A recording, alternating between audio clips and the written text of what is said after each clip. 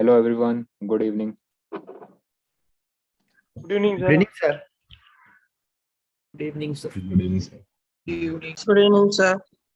Good evening, sir. Okay, so today we have session for week 3, Solve with us. Have you all covered the content of week 3 by now? Or Yes, still? sir. Sir, Okay. So first of all, I would like to request you all to keep a notebook and pen with you to solve the questions.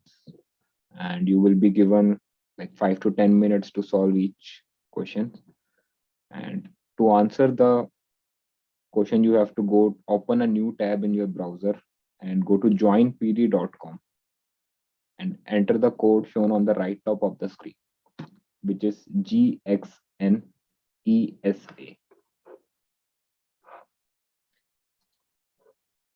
Okay, so if you are opening it on your laptop or desktop, your view will be something shown on the left side of your screen right now. You will see the question, and beside that, there will be an option to answer the question.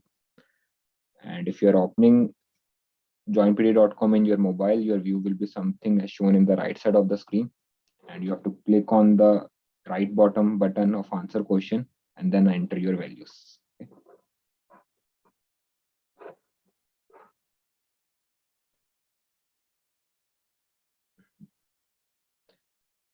Are you able to join it, or any problem in joining something?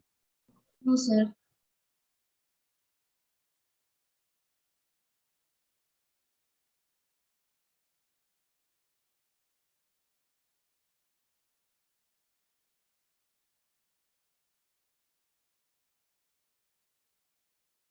So yeah, moving further, there is just the first question.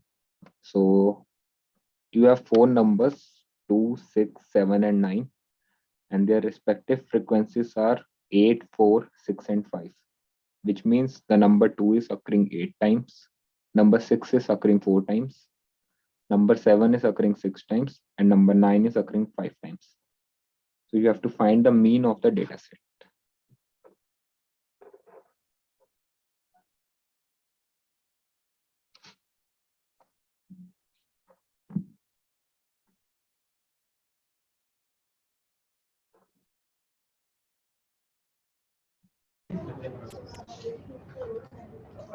நான் headphone connect பண்ணிட்டேன் அப்போ இது பாட்டு start பண்ணிட்டு அப்படி வருது அதே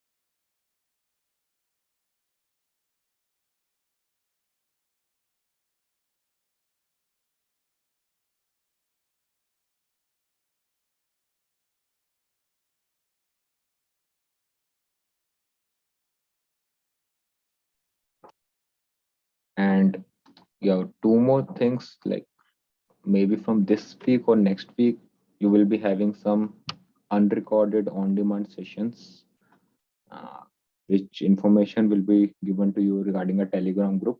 You all will be shared a Telegram group link through announcements only. That will be the only official group. So the timing and link for those session will be shared over there, and those will be completely non-recorded sessions. So you can have a open discussion with us there. And also you will have a new set of practice assignment for week 2 and 4, which will be completely a new type of questions. And this practice assignment would be just to give you an idea for those, like how to answer that type of questions. And from week 5 onwards, you will see such questions in your grade assignment and upcoming quiz 2 and end term as well. Okay.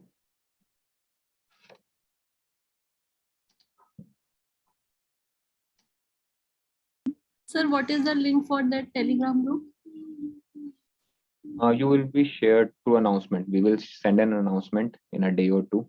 Okay, sir. Thank you.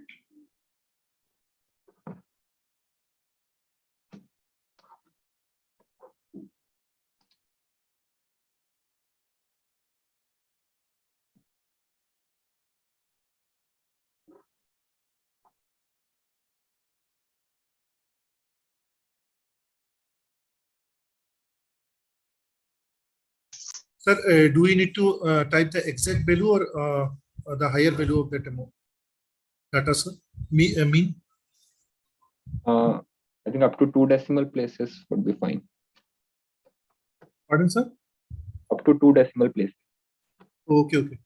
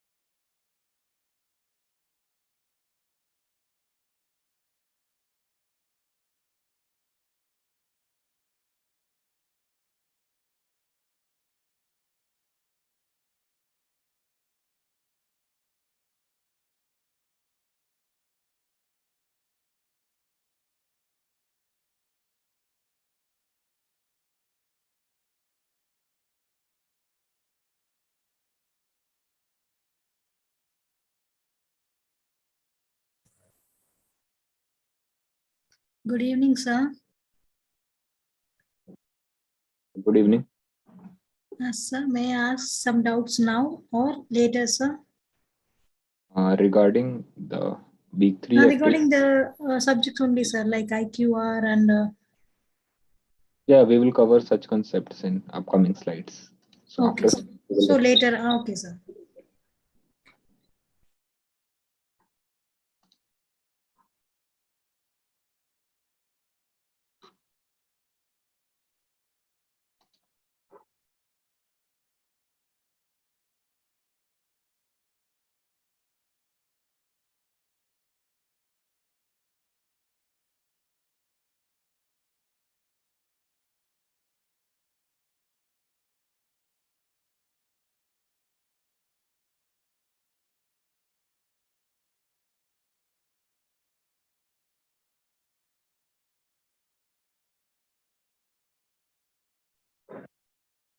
So moving forward to solution.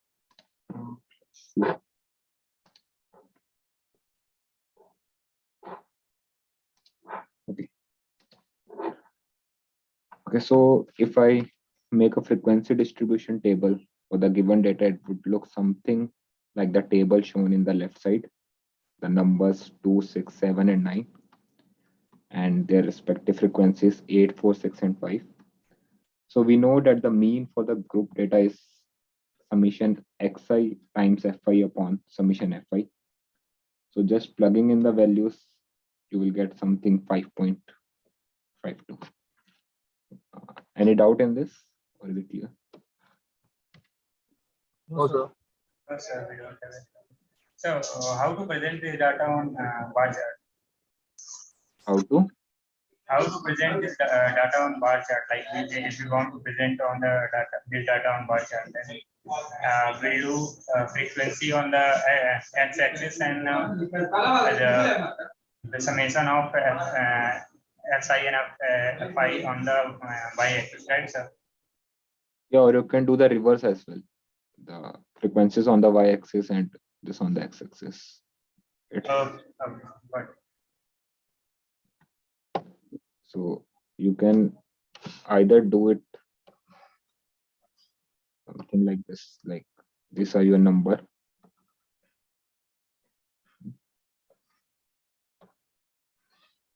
And their respective frequencies, or you can do the reverse, like these are your number.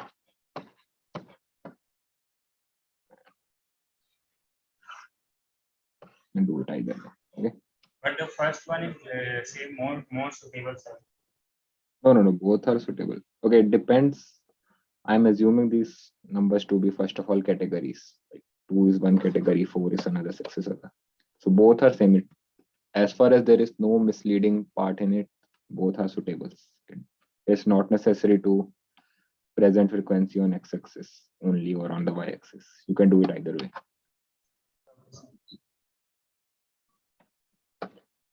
Okay, anything else? No, sir. Sir? Yes. So generally we used to find mean only by adding the numbers divided by number of observations, no, sir? Why are we multiplying here with frequency, sir? Okay. Actually, in one column xi. So generally we used to add up xi and divided by number of observations, no, sir? Okay, so what is frequency? What is the meaning of frequency? So The number of time category is represented, something like that. frequency of number 2 is 8, right? Yes, sir. And okay, let me just note down all. And for 6 it's 4, 7 it's 6. Okay.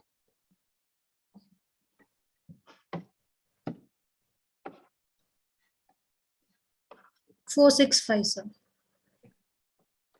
See, so what it basically means is in your data set 2 is occurring 8 times, right? Yes, sir. 8 times, right? Hmm. Next, your 6 is occurring 4 times. Your 7 is occurring 6 times. 6 times. And 9 is occurring 5 times, right? 5 times. Okay. So if you apply the general formula for mean, it would be you have to add them all, right? You have to add 2 plus 2 8 times, right? It is nothing but 2 times 8. Yes, sir. Correct. Now I got it, sir. Similarly, 6 times 4, right? For 6 and 7 and 9. And your total number of observation would be 8 times 2, then 4 times this. Sir, 7 times 127, sir. 5 times Sir, 9. 127. Okay, so now total number of observation is 23, right? Which is nothing but the sum of frequencies. Yes, sir. Right? 127 divided by 23. Yeah. So that's why we use the formula. This. Here. But generally it is xi by n, right, sir? Mean. Yeah. Sum of xi by n. Your data set like this, you can. Okay. Okay, sir. I got it, sir. Thank you, sir. Okay, moving further. So you have numbers 4, 5, 7, and 8. Okay, and their respective frequencies are x minus 3, x plus 3, and x. And you know that their mean is 6.225. You have to find the value of x.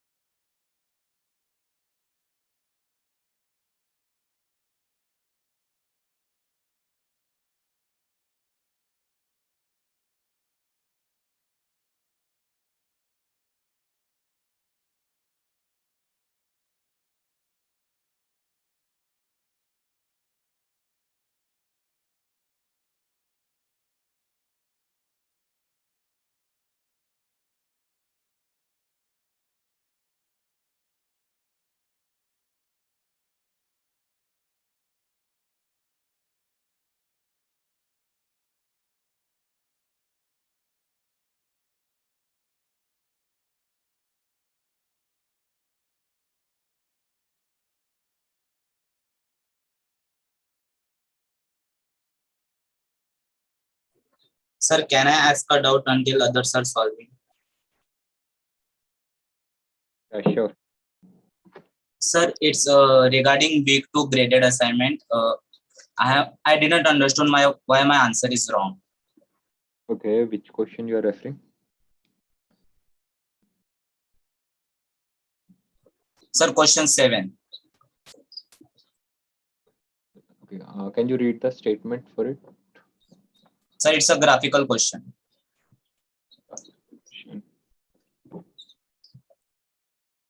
Okay, I think can look at it only after slides because others are solving this question, so I can't present any other thing. I can't switch to that tab. Okay, sir.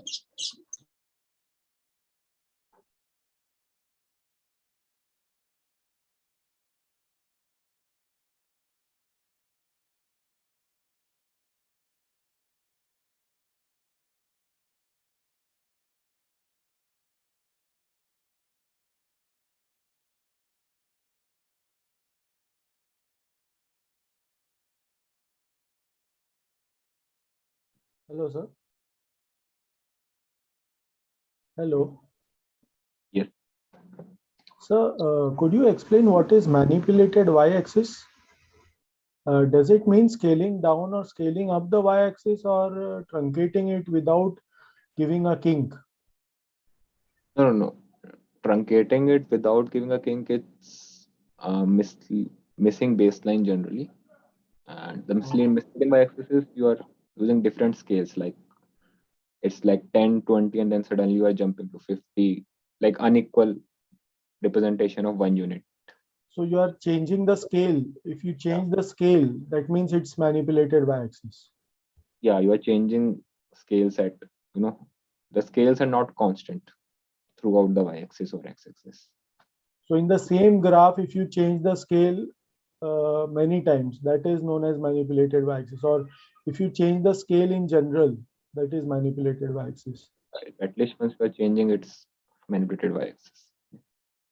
And truncated graph is when you truncate, if you break the y-axis without giving a kink.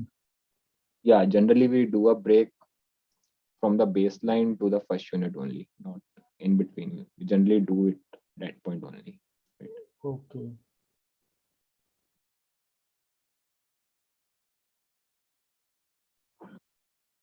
Okay, let's move to the solution for this.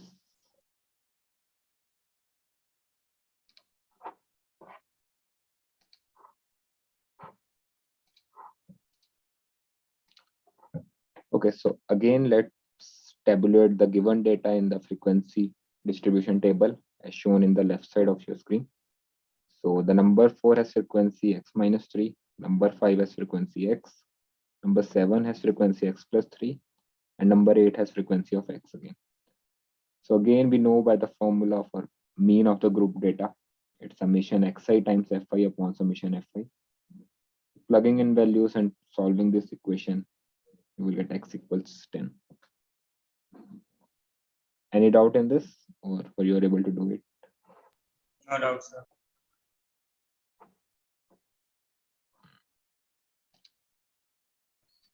No, sir. Okay, yeah. Moving forward to next question. So this one is also somewhat similar to one of the questions. It's a graded assignment. The mean and population standard deviation of data set, which contains only 5 observations. So it's 10 and 6 respectively. So in general, what information you are given is you have a data set which contains only 5 observations, and the mean of those 5 observations is 10. The population standard deviation of these 5 observations is 6. And later you noted that one observation 1 is wrongly noted as 6. So the actual observation should have been 1, but there you have noted it down as 6. So you have to find the mean of the correct data set, the original data set.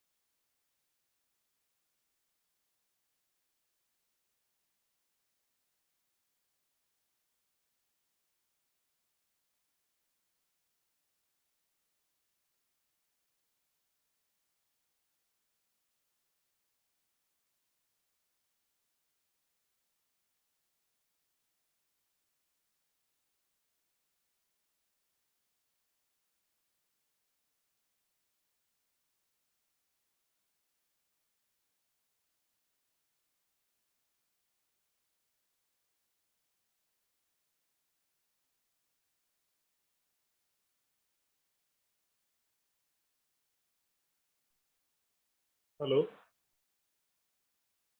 Hello. Yes. Sir, could you please share this URL of these slides? I couldn't get it. You just open a new tab and type joinpd.com. There you have to enter the code shown on the right top of your screen.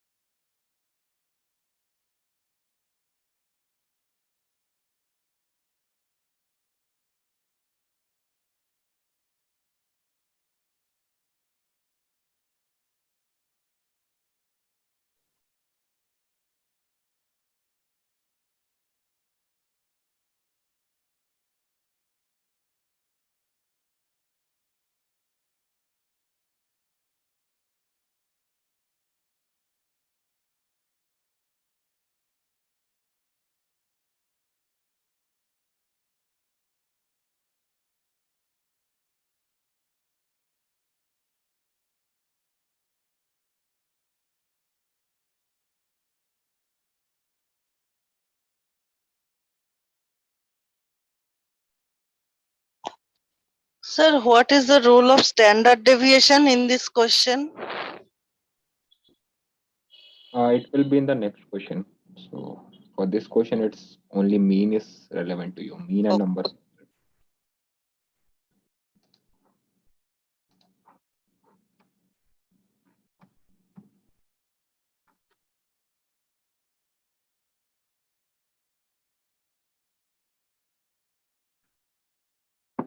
Okay, do you guys need more time or done with this question? Done, Done sir. with the question. Anyone?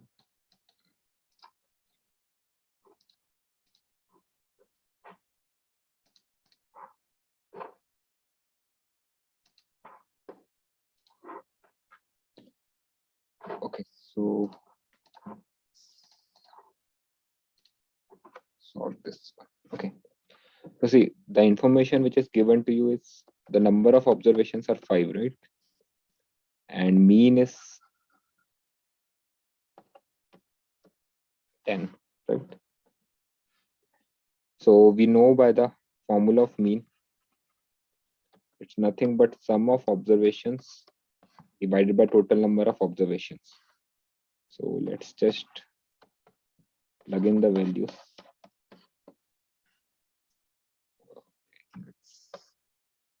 5 given to us. So from here we get that the sum of observations is 50, right?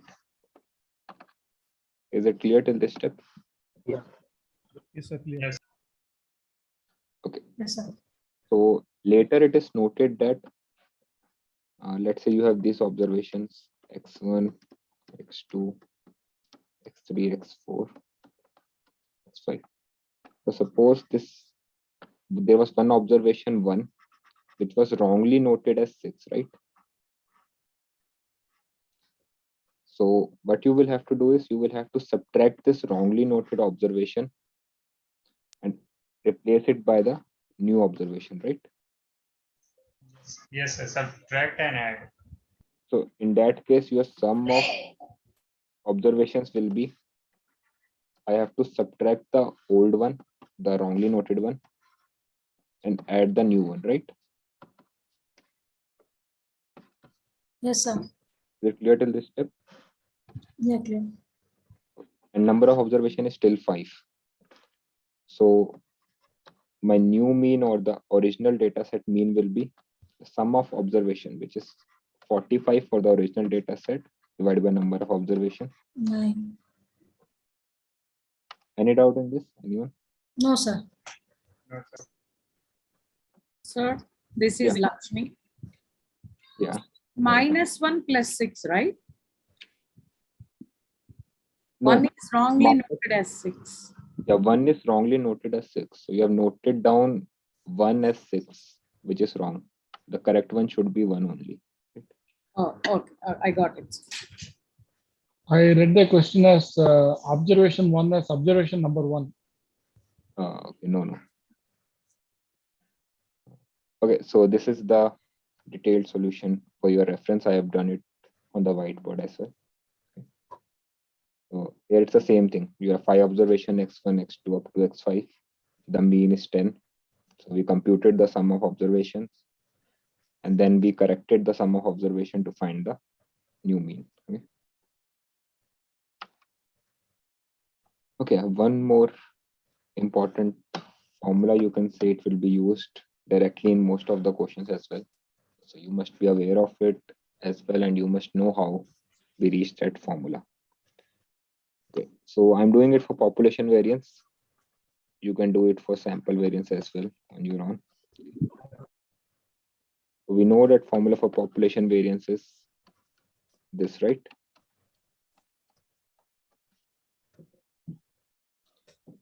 So opening the whole square, I'm using the property of a minus b whole squared, which is xi squared plus x bar squared minus 2xi x bar.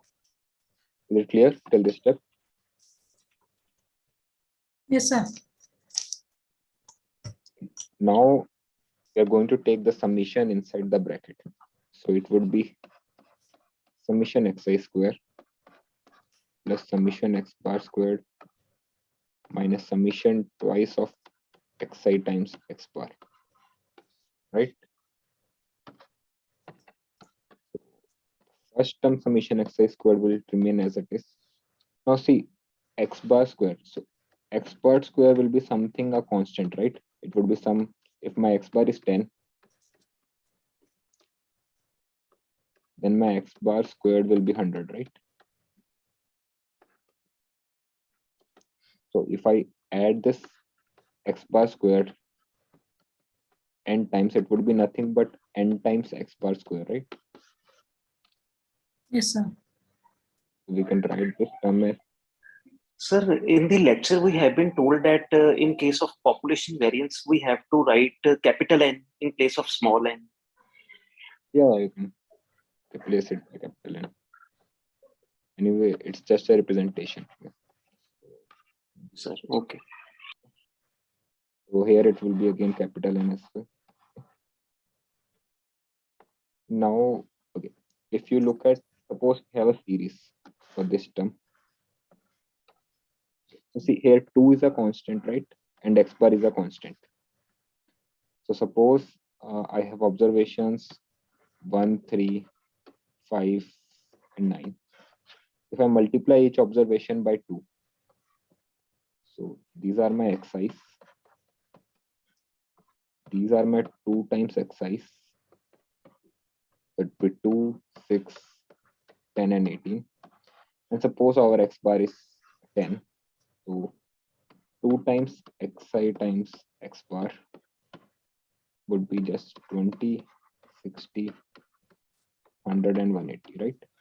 So if I take 2x bar common from all of this, so in general, if I take 20 common and add all this, I would still get the same answer, right? So I can write it as taking 2x bar common and just doing the summation xi. Is it clear?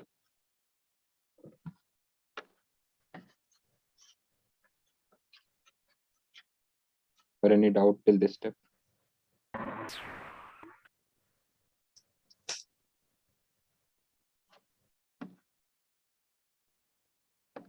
Sir, So X actually, bar is only the first term.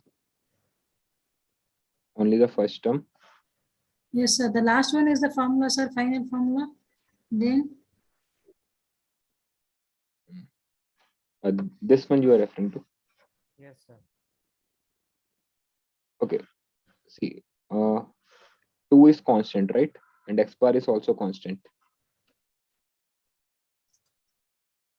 It won't change for the data set. If I have 5 observation whose mean is 10, so it would be 10 in general for the data set. It won't change any further, right? But the final expression should be like sigma 1 by n into sigma x square minus x bar square. That's it, sir. But in this case, when n x bar square coefficient is n, no, sir, so you can't get to that form, right? No, we will get to that form. Is this clear till this step? clear, sir, but what we have studied in that lecture is only sigma xi by x bar whole square by capital N. That's all, sir. This one is new to us, sir. The last one. Yeah, Last. that's why I'm explaining this completely, because you can use this formula directly in many cases. Okay. Okay, sir. So let us, we will note it down, sir. Sir, from second step, sir, when you from second step, when you take that sigma inside, like when you multiply it with, when you take it inside for all the terms, yes, it comes like sigma xi square plus x bar sigma. I'm talking about the second step. Okay, now actually the sigma xi square, means sigma x bar square should not be inside the sigma, it should be outside the sigma. Something like x bar square sigma. No, sigma, it's like adding that x bar square n times. It doesn't matter where, like. No, but sigma we use only when there is x. I is nothing but the term you're using. I mean, like from the table, which the element you're taking. Who told you this? You can use it over constant as well. Do you know what the symbol means in general? Summation. Summation means I have to add the observations, right? Add the observations. Actually, I've referred R.D. Sharma book in that they have given like that. That's why I've told, sir. I equals 1 to n, right? Yeah, 1 to n. It's, let's say it's 10 only, right? So it just means if I equal to 1, there is no xi, it's only 10. So it will just only 10. Then I equals 2, it's again 10 only. Then I equals 3, it's again 10. I equals n, it's again 10. So it's doing nothing but adding 10 the n times. That's all. So that's okay, but how does at the end, how does it come like minus x square? Like this becomes like when you take this 1 by n to inside, this becomes like 2x bar into sigma xi by n is again x bar only. 2x bar square minus x bar you will get. Yeah, we will do that. Is it clear till this step? Yes, sir. Okay. Moving further, so it's summation xi square, right? Then plus n times x bar square minus 2 times x bar. So we know by the formula of mean. Formula for mean is this, right? So in general, I can write summation xi as capital N times x bar. So it's capital N times x bar, right? This is my step 4. So summation xi square plus capital N times x bar square minus 2 times capital N times x bar square, which is nothing but this. Or you can further open it as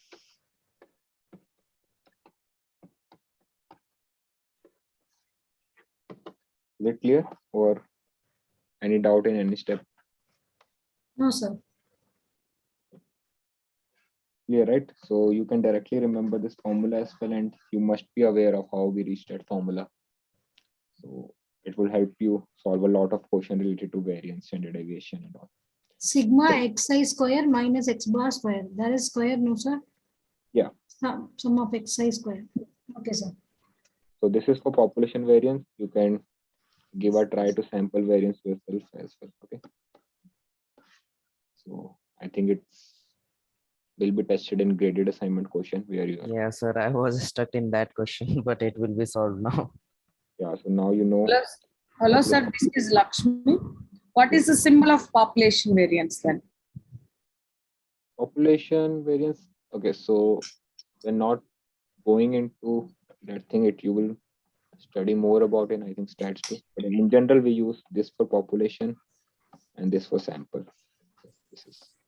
So we need to denote square, like square? Yeah, this sigma squared we say as population variance. Only sigma we say population standard deviation. And only this we say sample standard deviation. So that. Could you repeat, sir? Could you repeat what is the difference between sigma and sigma square? Sigma is population standard deviation. Oh, standard deviation. Okay. It is population variance. This is S square is sample variance and S is sample standard deviation. Thank you so much, sir. Thank you so much. Okay, so Sir, this formula holds good only for population variance, right? yeah, you can try. You can so open the similar extension for sample variance as well. Same expression. It won't be same. It would be some little different. You just write down the formula for sample variance and just try to expand like we did for population variance. You will get it for sample variance as well. Okay.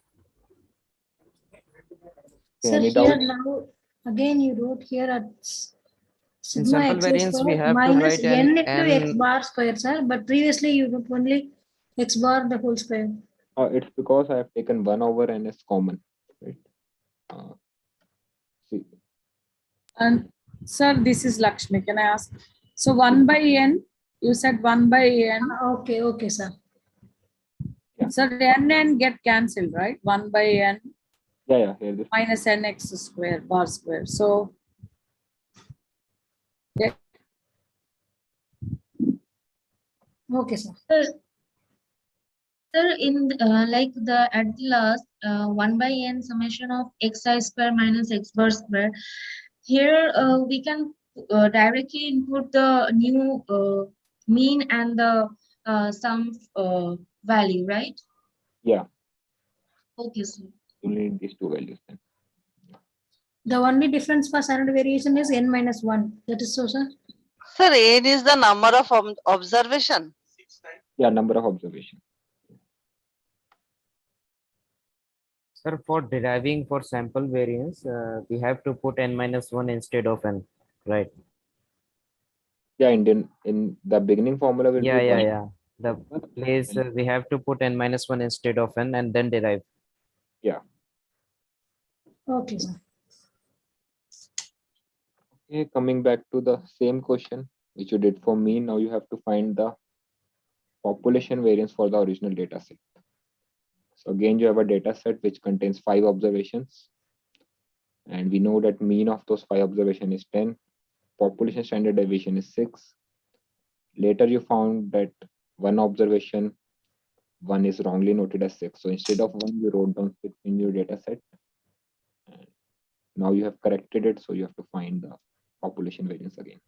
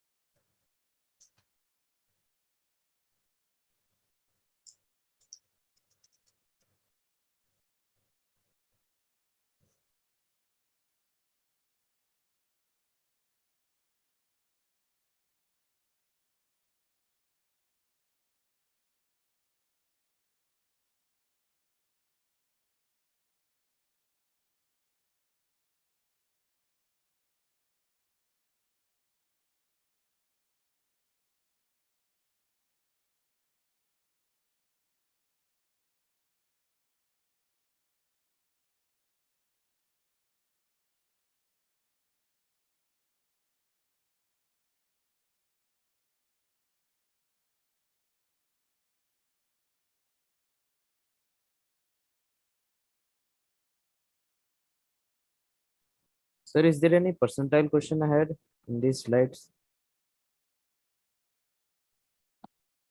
It will cover all the topics in week 3. So you will have.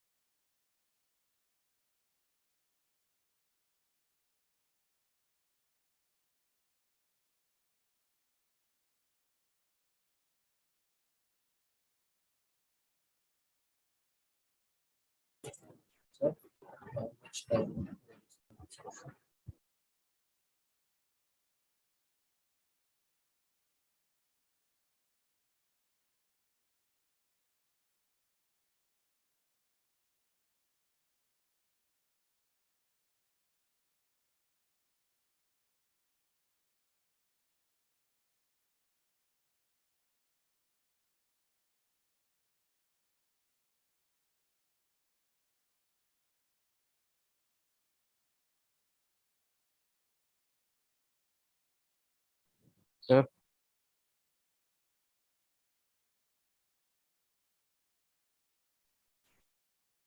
Yes. sir, the variance and the standard deviation, these two come under a measure of dispersion, right? Yes. Professor has mentioned measure of variation and spread also. So we will learn about that in next further weeks. No, it's the same thing. Either you say dispersion, either you say spread or variation. Either I say variation. Right.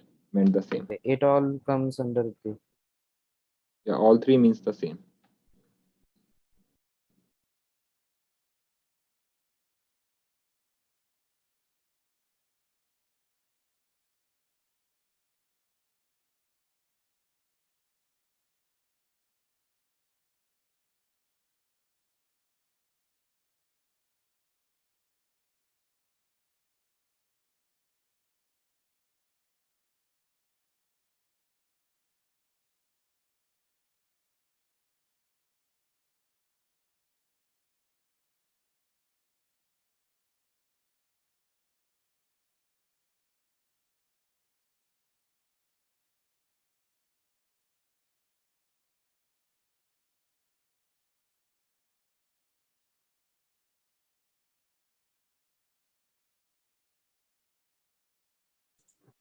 Sir, I have one small doubt.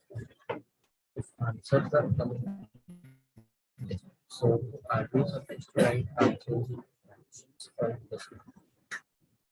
Your voice is breaking. Can you repeat? I'm asking that in assignments given in the portal, if answer is coming in points or in decimal, should I leave it in fraction or should I write it in decimals up to 2 or 3 places? You have to write it in the decimals, and it will be mentioned till how many decimal places you have to input your answers. So it is not given whether to be given answer to be given in decimals or fractions. Which question you're referring to? Can you tell me? I'm asking in general because in statistics there are many questions where there is a requirement for decisions. In general, it will be mentioned in our question. We will always represent. Otherwise, it depends. Like during my college days in our labs, we are required to input till 4 decimal places. So it keeps on varying, but in general, it would be mentioned in questions.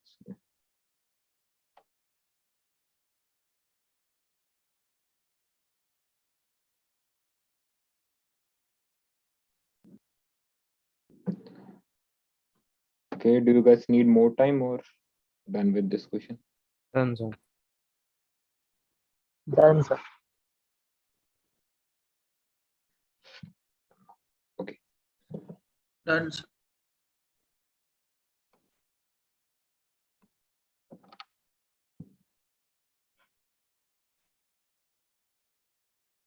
Okay, so let's solve it a bit. Okay, so again, the information which are given to is number of observation is 5. Population standard deviation is 6, which means your population variance is 36, right? The mean is given to you with 10, but we have corrected it and we know that the mean is 9, right? This is the correct one. And this is the wrong one, right? So we know the formula for population variance. It's 1 over number of observations summation sum of squared of observations minus mean squared. Since here it is the wrong population variance, you have to consider the wrong mean and the wrong sum of square of observation we will get. So it's 36 equals 1 over 5 summation xi squared minus 10 squared. Is it clear till this step? So 3600 times 5 should be your wrong sum of square of observations. So it's 136 times 5.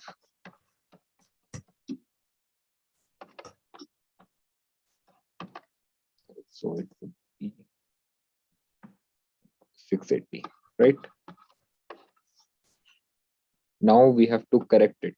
So we know that the wrong observation is 6. So we have to remove the wrong observation. So since it's a square of observation and then adding, so we have to remove the square of wrong observation and then add the square of correct observation. So it would be 680 minus 36 plus 1, right? Hello, sir. Yes. Sir, in that given formula, summation of xi square minus x bar whole square, but the actual formula should be xi minus x bar whole square, na sir? Yeah, we did the expansion for this formula. I think you might have joined late. We did the expansion and we found out that that can be written. Shouldn't it be n into 1 by n into n into x bar square? 1 by n. It's the same thing. I have taken it, like I have multiplied it. Same thing. If you open the bracket. Oh yeah.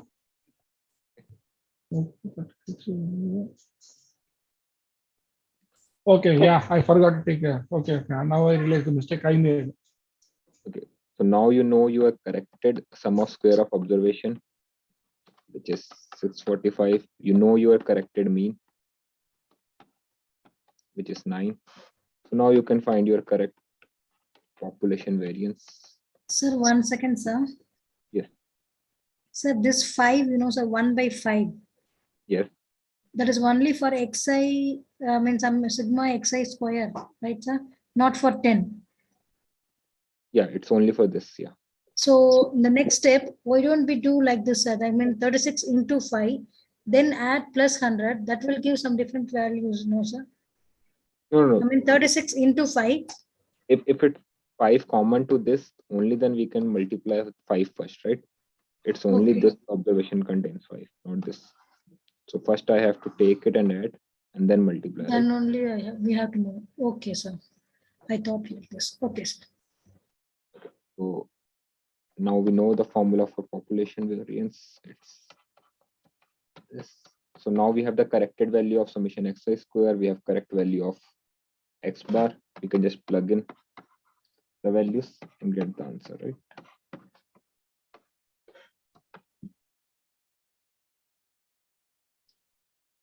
Is it clear?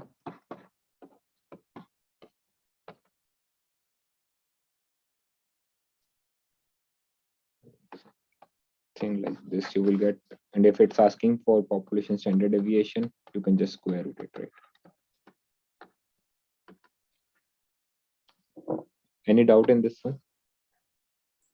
You can also do it without using the formula, right? Lakshmi. So how did you do this corrected sum of squares? Sum of squares. Okay, first we find out the sum of square was 680, right? Yes, sir. Then we find out that we have 5 observations, right? X1, X2, X3, X4, X5, right? So squaring each and then adding, we have 680. But later we find out that this observation we have written at 6, but actually it was 1. Yes, sir. So first I remove this 6 squared, like this summation xi squared contains 6 squared, right? Okay. So I removed it and then I added the correct one, like we did in the mean part, right? Okay. So that's how I got the corrected summation xi square. Thank you. Please show the question slide once more. Question slide, okay.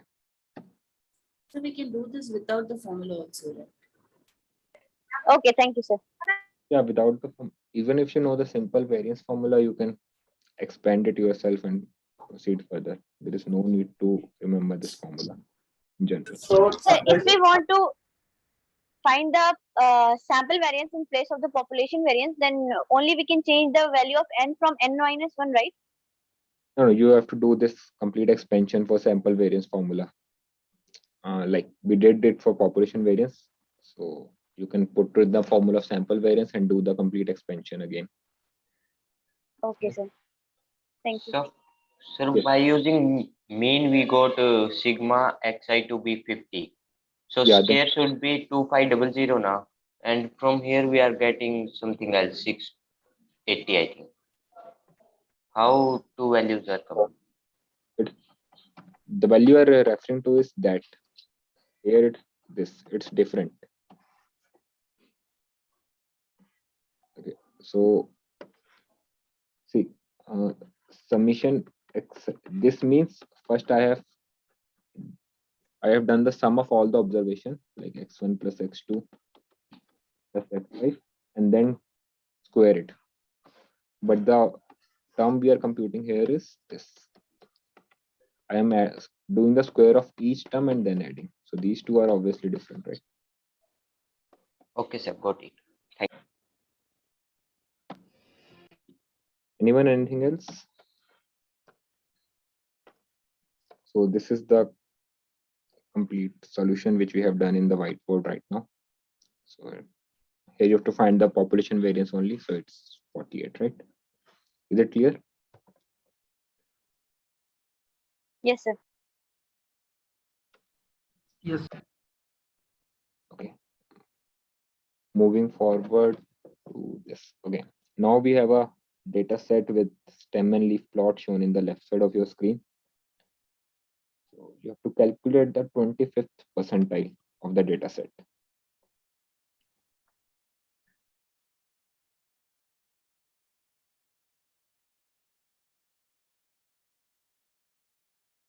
Sir, 3 don't have any observation, right?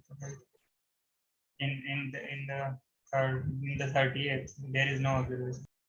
Yeah, it means that there is no observation in your data set in the range 30 to 39. That's why there are no leaves for the stem 3. Okay.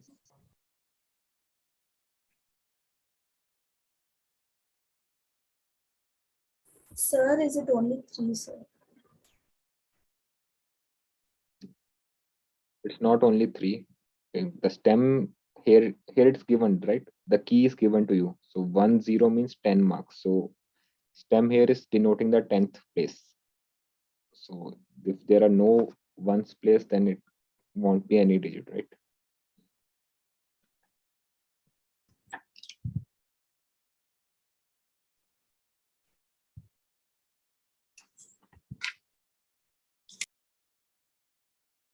Sir, one small doubt, when the product of NP, number of observations into percentile, comes decimal, then we have to take the next higher integer term. Yes. The question in activity is giving is wrong answer. Now we will look into it. We have to take the next smallest integer, not the Yeah, next integer observation.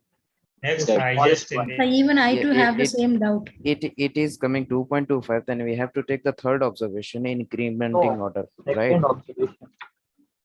Sir, could you explain what is the relation between sum and leaf? That means it is 12 and 18 marks. Yeah. Then 20 and then 3 25. plus 25. And what about 3, sir? It is 30. I mean, it's only 3. Yeah. No, it means that there is no observation in range 30 to 39. So nothing in that range. So after 325, your next observation is 45. Okay. Then 47, then 49. So 25 is 3 times, right, sir? Yeah, 3 times.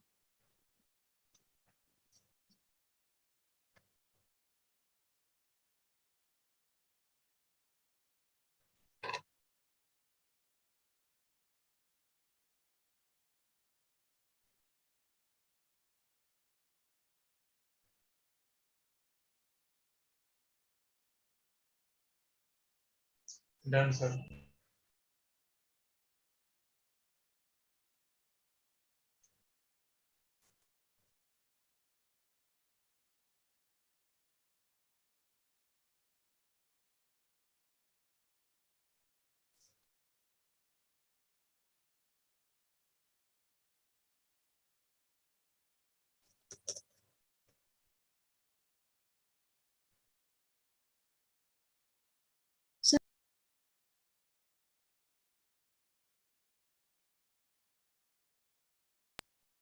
Sir, can I ask a doubt, sir?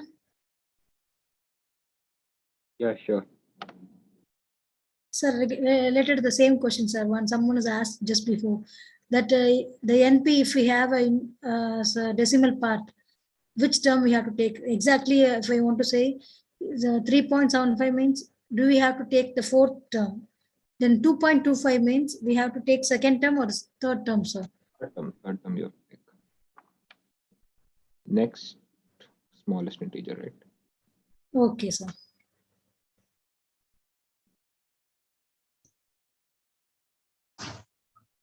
So what you have said, if it is 2.25, then will we take 2? Third observation you will take. Next smallest integer, right? Smallest integer but greater than NP. Yeah.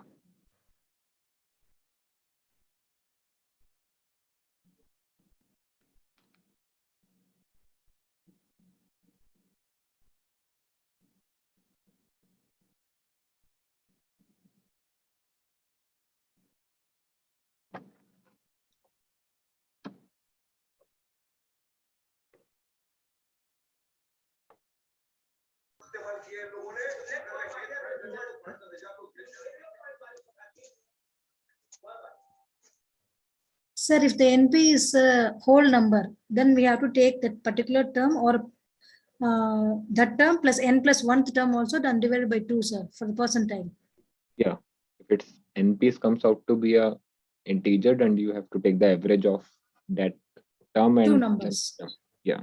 Okay, okay, sir.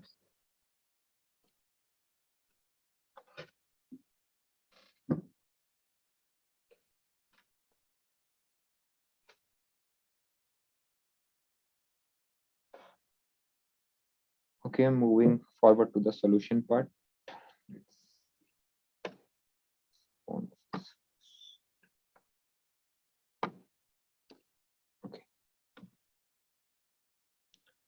Okay, so basically the benefit of stem and leaf plot is you have all the observation in ascending order, but in general, if data set is given to you, don't forget to arrange first it in the ascending order. So here n equals 9, and we know that p is 0.25 for 25th percentile.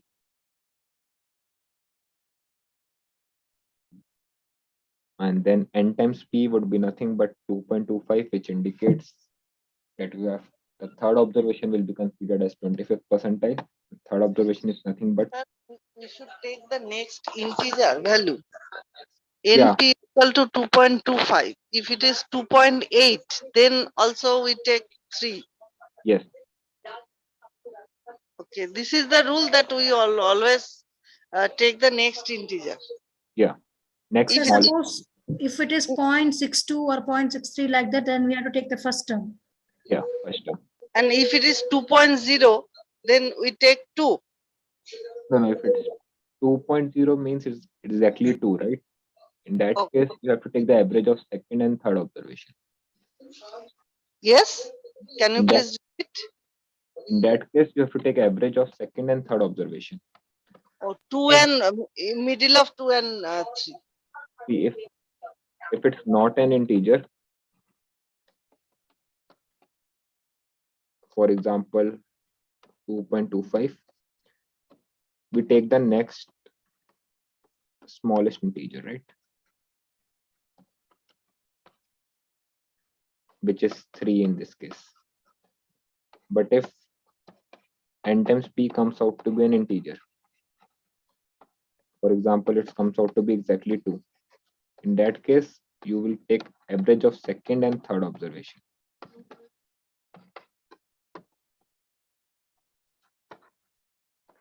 Nth and n plus 1th observation, right?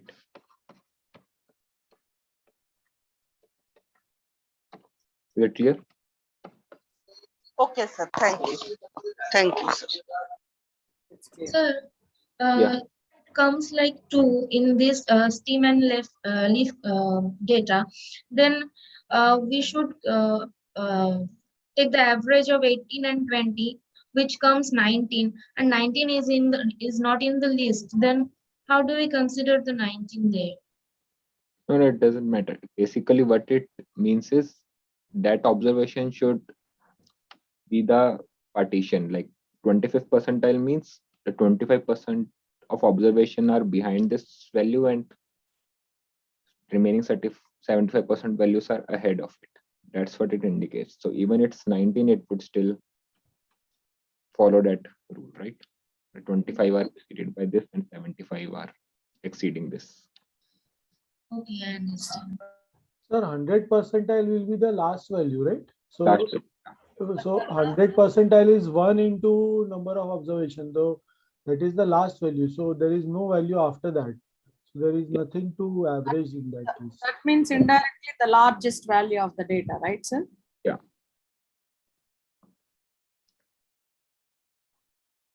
Okay, so moving further, this is again the same data set in stem and leaf given to you. You have to calculate the median if all observations are converted to 10 points. So are you all clear with the converted to 10 points thing? No, sir. No, sir. No. Yes, sir. Converted to 10 points means suppose there is an exam of 100 marks, okay? And if someone scored, let's go, someone scored 80, someone scored 50, and I'm converting it to 10 points.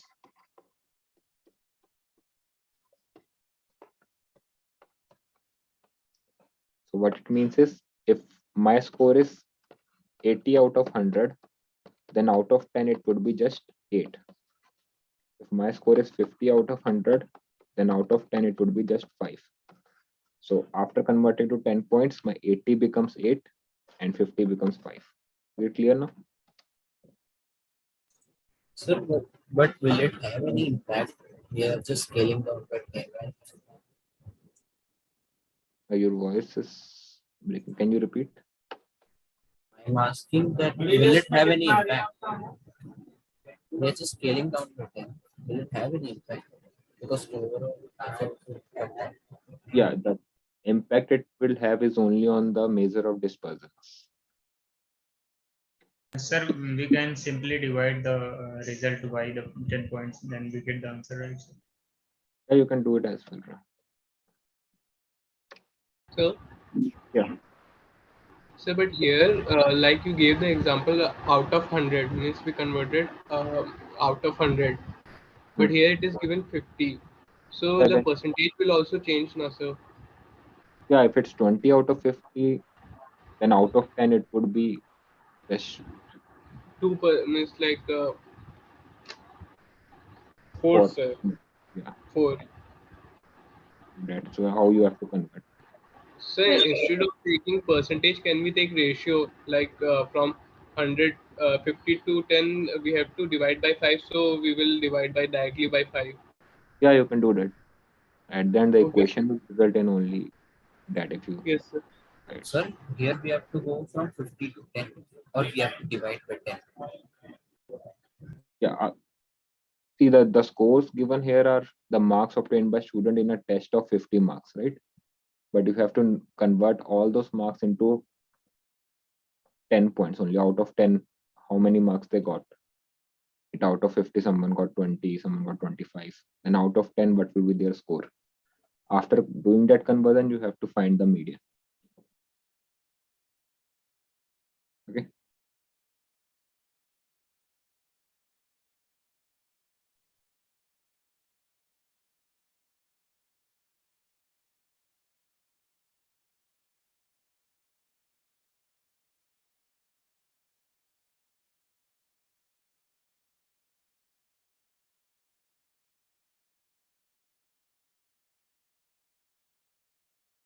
Sir, should we consider 3 also or ignoring?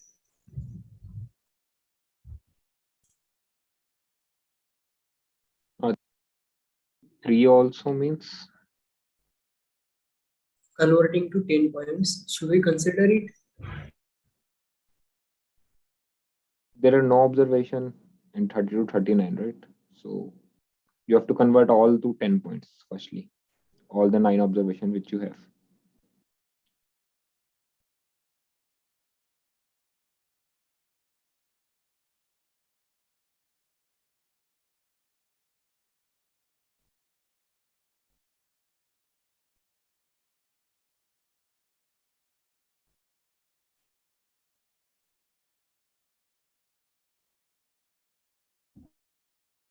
So we can also find the median and then convert it, right? Yeah, you can do it. First you can find for the median for the given data set and then convert it into 10 points. Yeah. That would be, I think, the easiest way to do. Am I audible?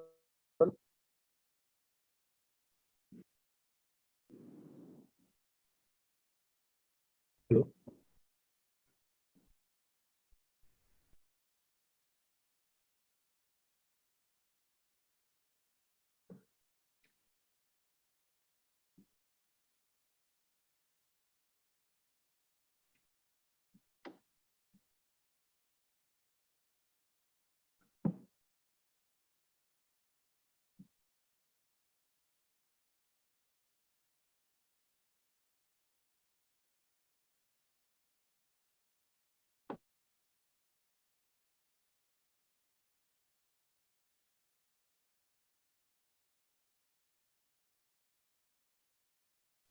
Sir. Sir. Hello. Hello. Yes. Sir, there is no marks in terms of 30, 31, 32 like that. Why 3 is there in STEM, sir?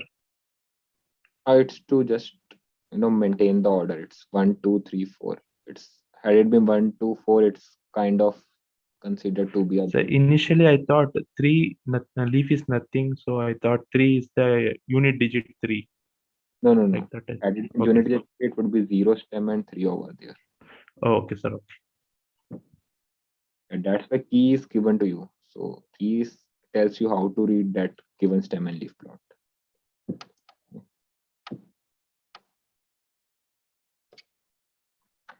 Okay, moving forward to your submissions. Okay, there. Okay, so again, whenever you have seen such percentile median question, don't forget to arrange your data set in ascending order. So we know that n equals 9. So for median, you have to find the 50th percentile, or in other formula, you may know that if n is odd, then median would be just n plus 1 by 2th observation. So in general, 5th observation would be median for the given data set. And here the 5th observation is 25.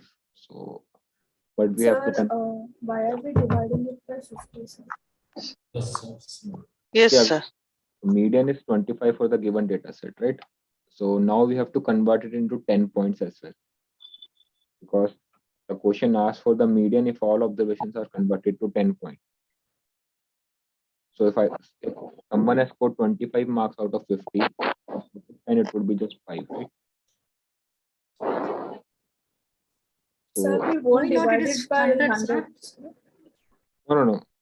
See, here a test is of 50 marks. If been of 100 marks, you would have divided by 100 and then do. Okay. So 50 is the total mark. Yeah, it is given, right? The stem and leaf plot represents the mark obtained by student. I should divide it by total marks into a scale. Yeah, into scale. Yeah. So not generally by 100. Yeah, not generally by 100. If had it been the test of 100 marks, you would divide it by 100 and then multiply by scale. Okay, sir. So if you divide it by 100, see that it look like it means that 25 by 100 into 10. So you are saying if someone got 25 marks out of 50, it would be 2.5 on the scale of 10, which is not correct, right? 25 out of 50 means he's getting half the marks. So on the scale of 10, he should get 5 marks, right? Is it I clear? have a question related to previous question where we are calculating the percentile. There was two method. One is we are taking the integer and real part out, and then we are calculating integer multiplied by the number of total numbers, and then plus real part, then next minus current integer part. That's Google Sheets formula. We don't use that in this course.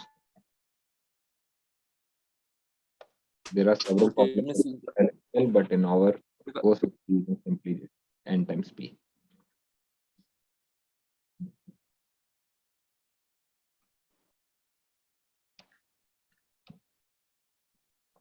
Okay, moving forward to next question. It's again the same thing, but here you have to find the third quartile.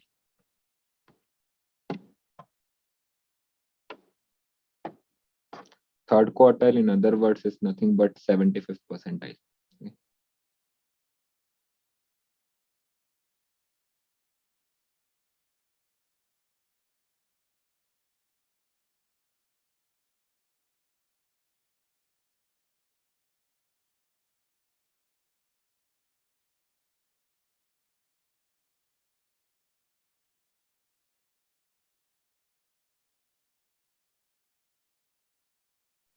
Sir, both Excel and Google Sheets use same algorithm to calculate a percentile.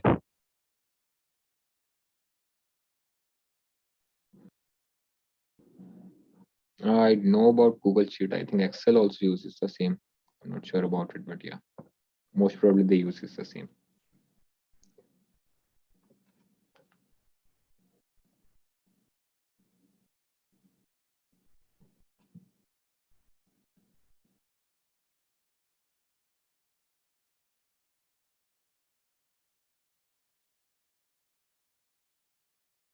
So do quartiles and percentiles mean same thing? Not same in the sense like Q1 means 25th percentile, Q3 means 75th percentile, Q2 means 50th percentile. These are just different notations to say some specific things. Does decile also comes into this? Can you repeat? Does decile DECILE, it also comes into this? Deciles, it's first it's basically you divide the data set into 10 parts, right, using 9 points. So that's here also you will say that fifth decile is nothing but the median. So these are just the different notations we are using. You just need to be aware of what it actually means. Like if someone is saying Q3 or 75th percentile, you must know that these two are the same.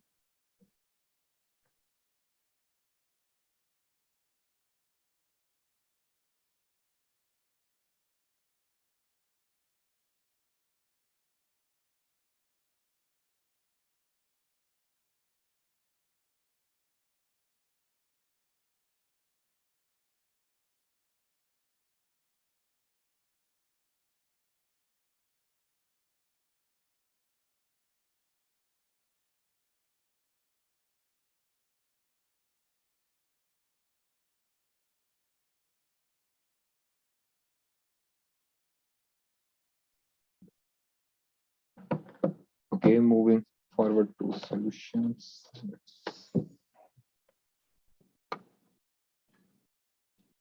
Okay, 45. Okay. So again, first we have data set arranged in the ascending order.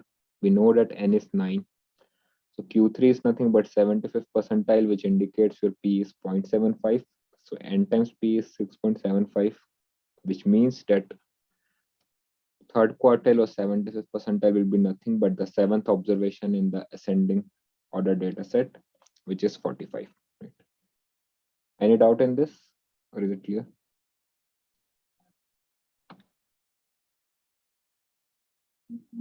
No, sir.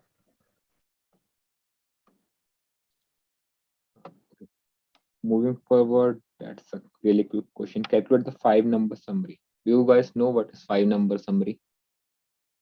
Yes, sir. No, sir. So those who don't know, it's 5-number summaries, nothing but these 5 things. The first is the minimum value. Second is the first quartile. Third is the median. Fourth is the third quartile, or instead of median, you can also say second quartile. And the last one is the max value. These 5 values are specially termed as 5-number summary. And if you remember box plot gives you the 5-number summary. It's the minimum value. It's Q1. It's someone in between here. It's Q2 or median.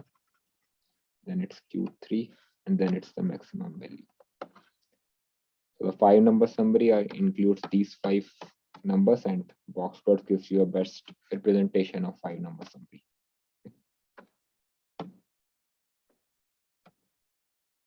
Most of you have already computed this.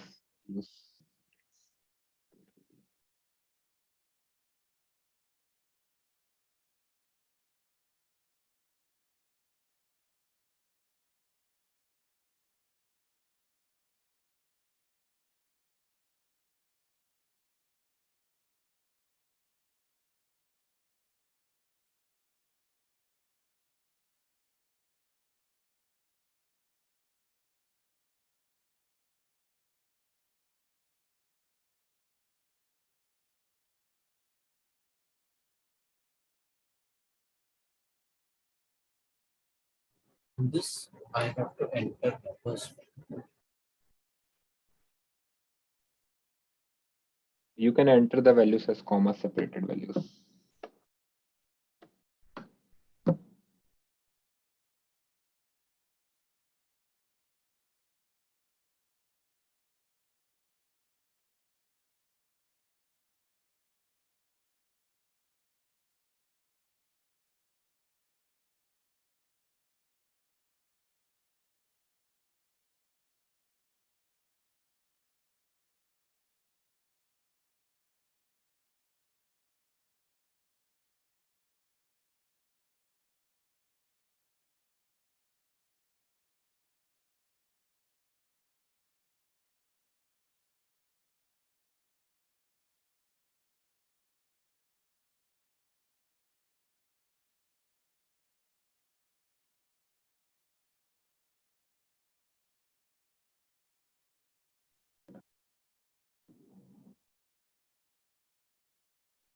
Okay, let's look at the responses first. I think.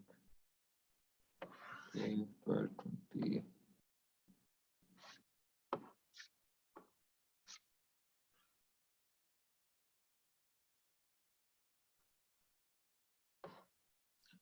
Okay, so this minimum equal 12, max equal 49. Yeah, these all five are 5 number summary, but usually we enter them in the order which I have told, like minimum, comma, Q1, comma, Q2, comma, Q3, and then comma maximum. Okay, so most of you have answered it correctly. So yeah, the 5 number summary is nothing but minimum value, Q1, Q2, Q3, and the maximum values. So this is the 5 number summary. Any doubt in this? No, sir. No, sir. Okay, moving forward, what is the interquartile range or IQR of the given data set? And since you have already computed Q1 and Q3, I think you can answer it quickly as well.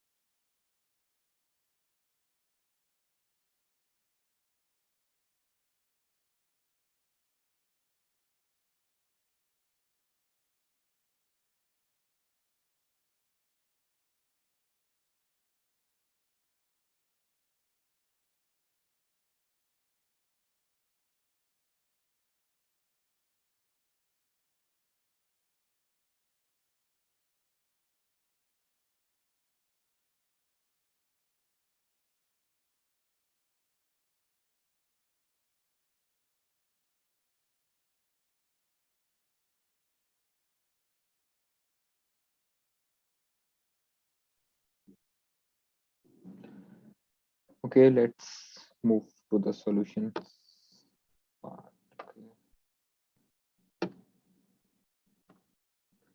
Yeah, so we know that IQR or interquartile range is nothing but Q3 minus Q1. So here we know that Q1 is 20 and Q3 is 45, which you have already computed in the previous questions. So IQR is nothing but 45 minus 20, which is 25. Any doubt in this? No, sir.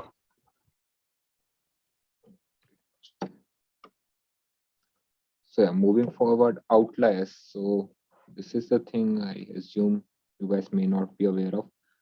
So outliers, to find it, you need to check two things. So if my any observation is less than Q1 minus 1.5 times IQR, it would be considered as outlier. Or if any observation which is greater than Q3 plus 1.5 times IQR will also be considered as an outlier. By the way, do you all know what does outlier means basically? Something which is not something which is deviant, very different from the set of data. Yeah. In the set of data. Yeah, so the way to identify it is if it satisfies any of these, either of these two conditions, it would be considered as an outlier. So again, for this data set, you have to find how many outliers are there in our data set.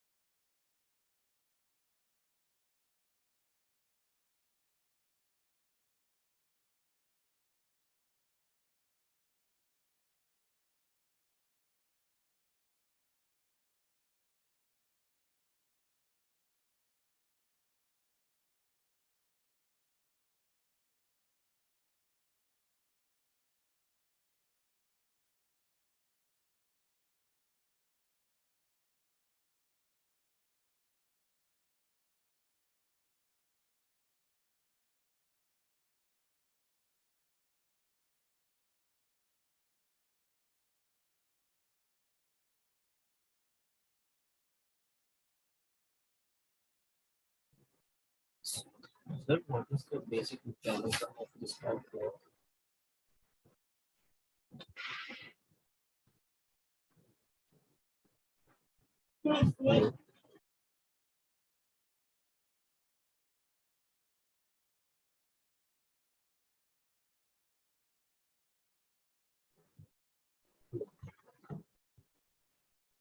Sir, is it the same LSL and USL we are using in the manufacturing industry?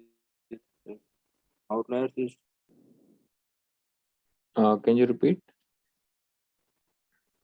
actually I'm working professional in manufacturing. We are using LSL and USL, lower side limit, upper side limit. If there is process variations, we are using LSL and USL, and to keep the rejection part, to identify that this is very different from the process. So is the outlier is same? No, it's not the same. That's something different field of statistics. It's called quality control. So that's something different from this thing. It's not the same. In quality control, we have various type of charts to identify and various, it's kind of different field of statistics. So outlier is not that much sense.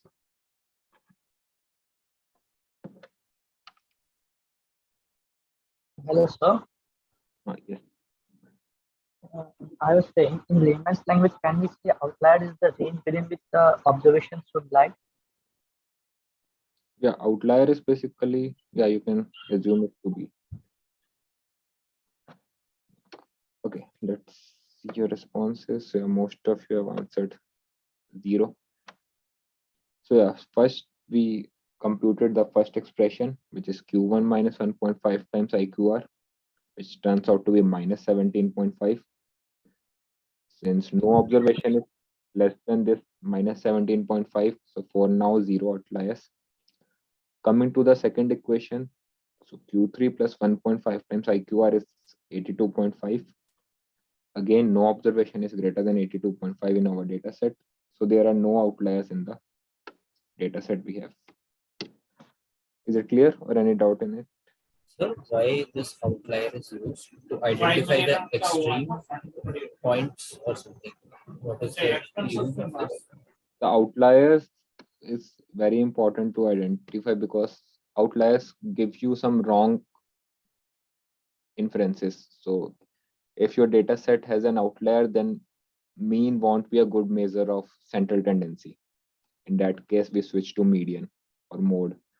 So, and also outlier has a great effect on your variance and standard deviation as well.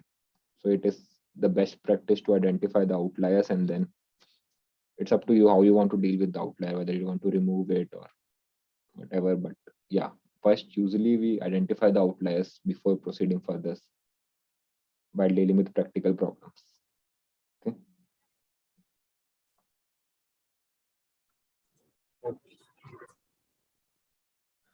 Okay, that's it. Any doubt from the slides? Today's slides, especially. Sir, actually, while calculating median, sir, so if n is odd, then we have to do n plus 1 by 2. If Yeah. n is even, then that means if there are 6 data sets, 6 by 2, 3. I mean, the third data set is the median, right, sir? We don't want to add the next one. No, you have to add third plus fourth observation. Average 3 of plus 1, sir? Yeah. Average of third and fourth observation. Okay, then what about odd, sir? If it is 15, then 16 by 2. Yeah, then only 16 by 2. If n is 15, then yeah, 16 by Then 2. can we take 8th term directly, sir? No need to add the next term. Yeah. It is because suppose you have 5 terms, right? 3, 4, these are arranged in ascending order. Then the middle one. Yes, sir. But in case of even number of observation, you don't have any middle value, right? Either this can be. So we usually take the average, the middle one of these two as well. Okay, sir. Okay, sir. This was the my doubt. Thank you, sir. Sir, one question. Yeah. In the activity question 3.2, question number 4. Activity 3.5. 3.2, question number 4.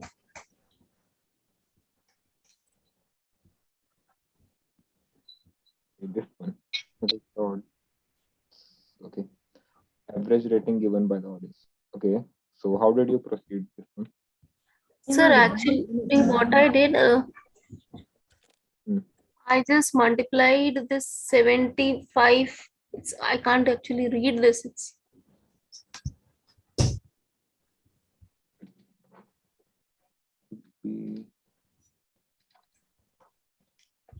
all right, sir.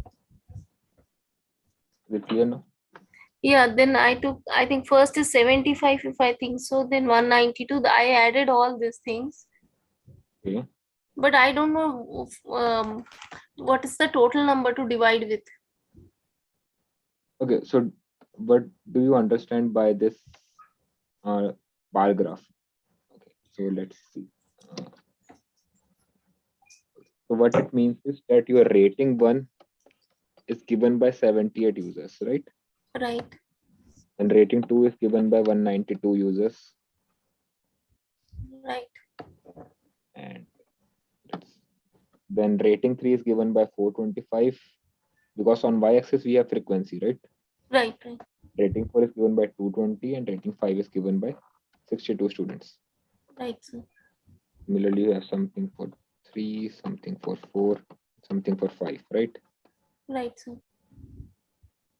So if you like open this data set, it would be something like 1, 1, 1, 78 times, right? Right, right, right. Then you will have 2 some 192 times. Right, sir. And similarly, you will have 562 times. So your mean would be nothing but adding all this. So adding all this would be 1 is added 78 times, then 2 is added 192 times, so on 5 is added 62 times, right? This is the Right. sum of observation. Total number of observation is 1 is occurring 78 times, then 2 occurred 192 times. Okay, okay, sir. Right, right. These are your total number of observation, right? And mean is nothing but sum of observations by total number of Total number. Thank you so much, sir. Anyone, anything else? Sir, I have an activity question. 3.4, question number 8. 3.4, question number 8. Question number 8. Okay. Same activity 3.4. Sorry, 3.2 question number. I'll ask later. Question 8, sir. Okay, so this data set is given to you, right? 5.4, 5.5. So you can compute the sample standard deviation for this, right? Were you able to do the question number 7 and 6? Yes, sir. Okay, so Sir, question number 8. Question 8. yeah, so by now you must have the value of sample standard deviation, right? Of x, let's say. You must have find the some value in question number 7, right?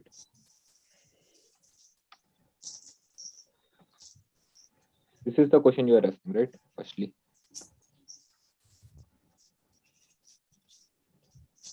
Yes, sir. So what is the value of sample standard deviation in question 7 which you computed?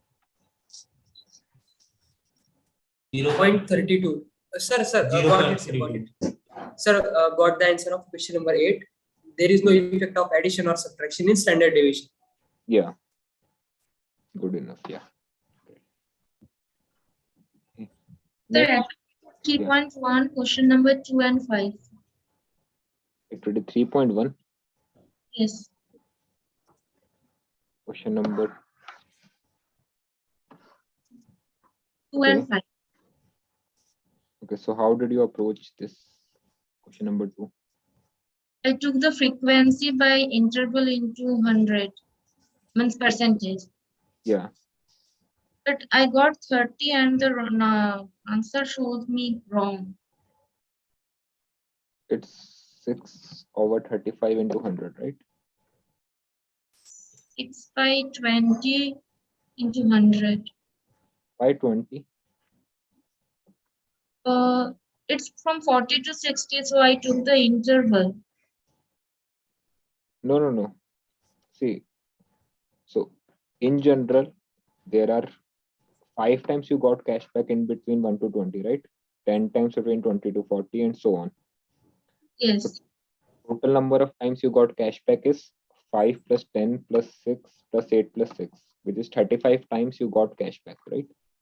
Okay, so 6 by 35. Out of which 6 times you got in between 40 and 60. So 6 by 35 into 100, right? Okay, understand. And 5. Okay, what is the class mark? Do you know?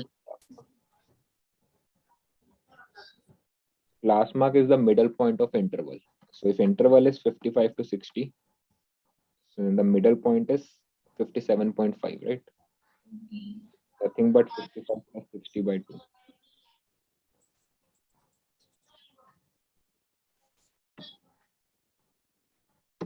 So the class mark, nothing but lower limit of interval plus upper limit divided by 2. So lower limit is 55, upper is 60. It's 57.6, which is the middle value of the interval, right? Okay. Thank you. Next, anything else? So 3.2, question number 2 and 3. Question number 2 and 3. I think question number 2 we did similar today, right? In the first 2 questions, sure, then did it. Yes. Now you can try it again. Right? Question number 3. Okay, what's the problem in question number 3?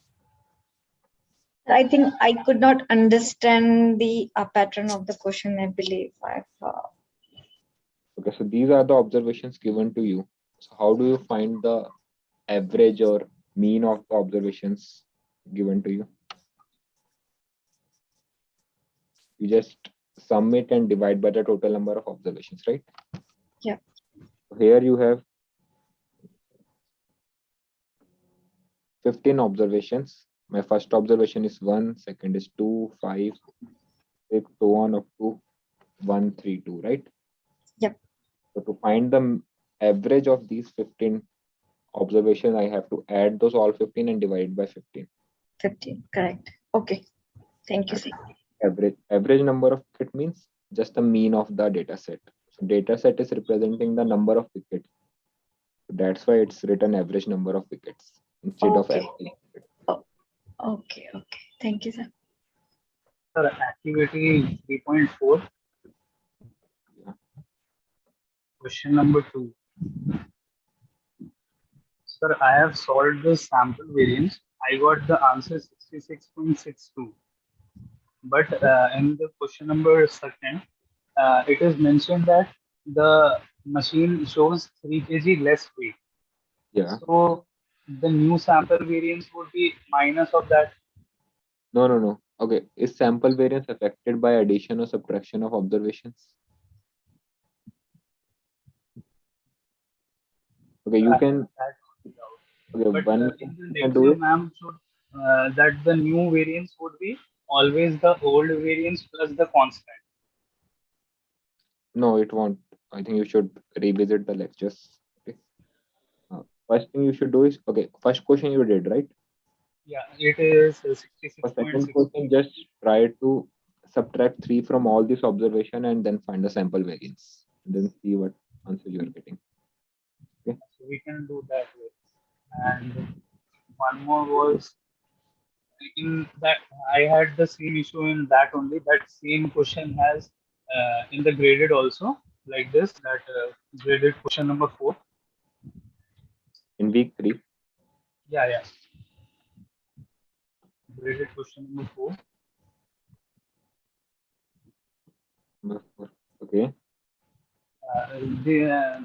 These are the retail prices, and then in the last they have given that if 1 rupees is added on the retail price.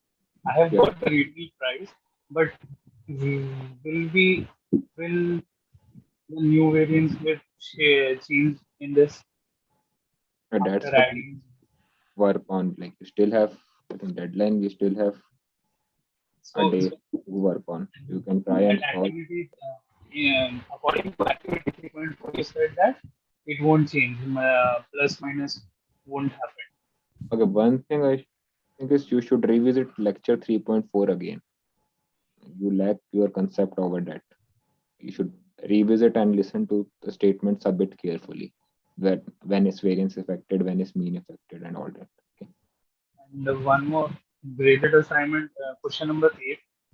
A graded assignment we are not discussing before the deadline. Just a question one. Anything else except graded assignment? All the questions in graded assignment are correct. There are no corrections or something. So yeah, just have to think and proceed till the deadline.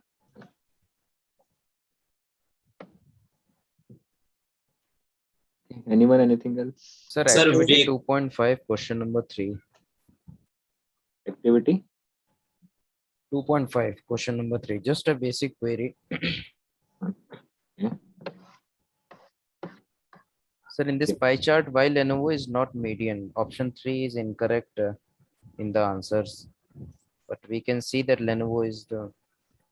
Okay, why Lenovo is the median?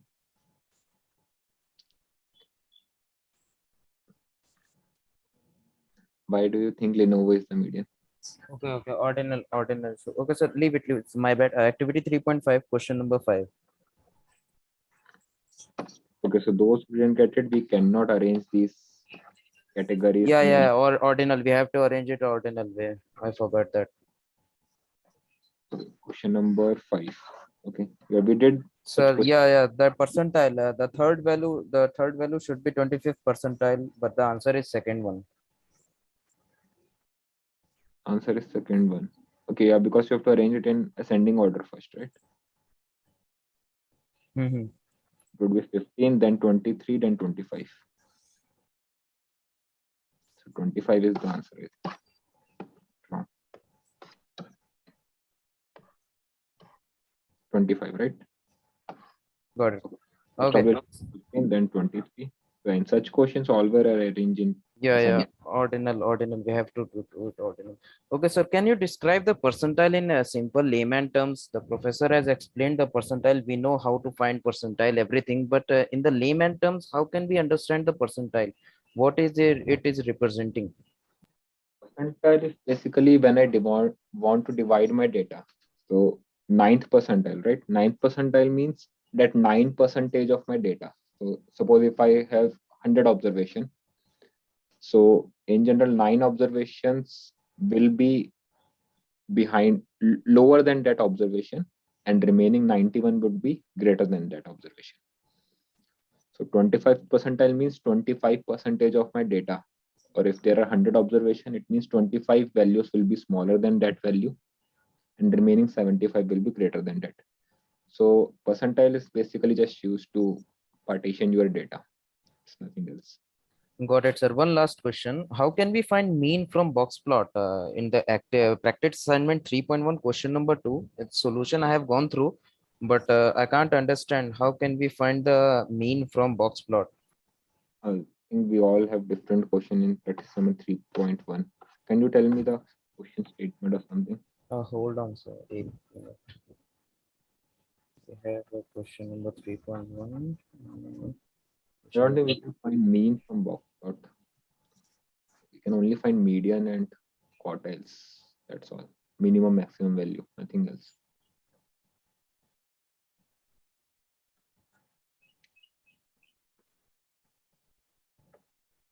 It is not showing in my, but I have noted down the doubt. Meanwhile, you can clear some other doubts. I'm finding that question. I will get back to you later. Till then, anyone, any other doubt? Sir, week 2 graded assignment question number 7. Week 2 graded assignment question number 7. Okay. Which of the following graph? Okay. Sir, why option 4 is not correct? Why it is correct according to you? Sir, it is same graph as the first one, but only horizontal, nothing else. But I think this one is misleading as well. It has missing baseline. Okay, got it, sir. Sir, activity, sir, 3.5, sir. Question number 8, sir. Activity 3.5. 5.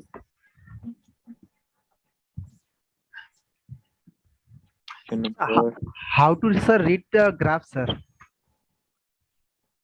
Okay, the box plot. Yes, sir, yes, sir. Because it start from medals at 20 and 5 medals. Which value I can take in 19 or sir 18? How we get, sir? This thing. Okay, so yeah, Yes. from option it is clear that 19 is the most appropriate value to take. Right? So from option we can pick it. Otherwise not. Otherwise, I think the plots would be more clear. You will be able to see the exact Yes, sir, value. yes, sir. Okay, sir. Thank you, sir.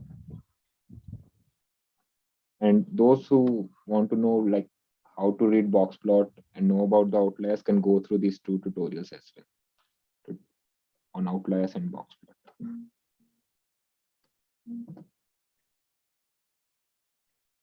Okay, anyone, anything else? Sir, I can't able to find that question, but it is the how to find the mean from box plot. I have got it is multiple select question. I got 2 correct, but I haven't take the third one, which is it is stating that mean is 41.333 something. So how can we find the accurate mean from the box plot? I can't understand that concept. It is given in answer. I have refreshed several times, but I can't find that question right now. I don't think Yeah, you it can is. find mean from the. It is. I have noted down practice assignment 3.1 question number 2. The question is changing and it is not showing right now. This one. Oh, no, this is something. I think this one.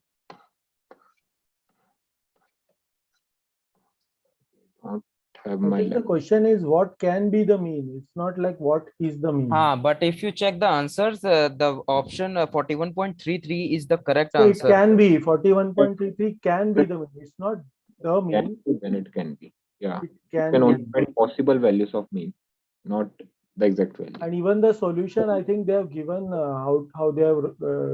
Yeah, the solution part. I have gone through solution, but I didn't get it. That's why. Yeah, this question, sir. This way, exactly this question. Yeah, the mean of the data is 41.33. Just take the answer and check the answer. It will show it's correct. How can we say that 41.33 is the correct answer? It could be, right? It is not saying that the exact, it could be. Sir, it is stating the mean of data is 41.3. There is no code in the option. Could be true. It's the question is saying, right? Which of the following statements could be true? So how can we find? Can you explain a bit? We have time. This part.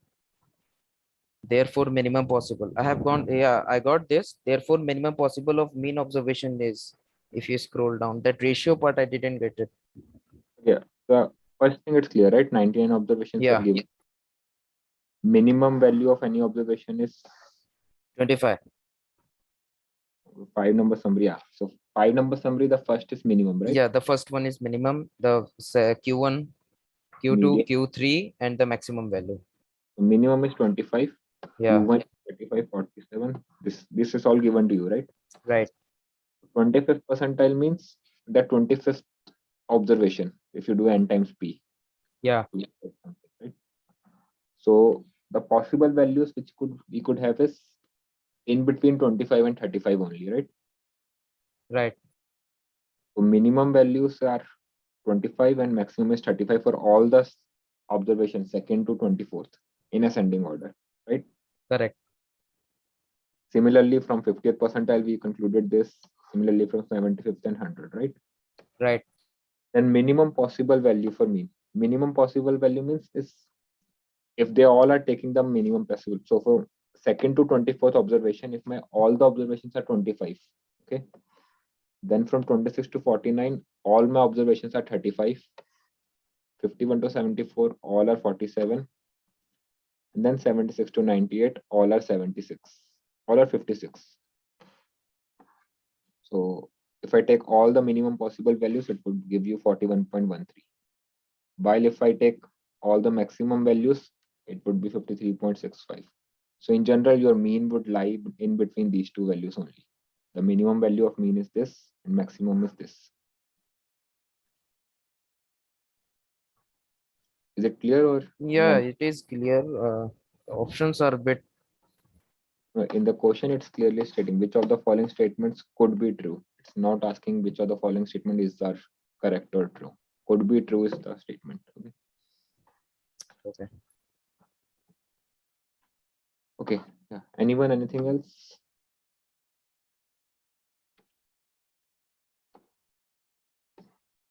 Okay, I think we can close for today then.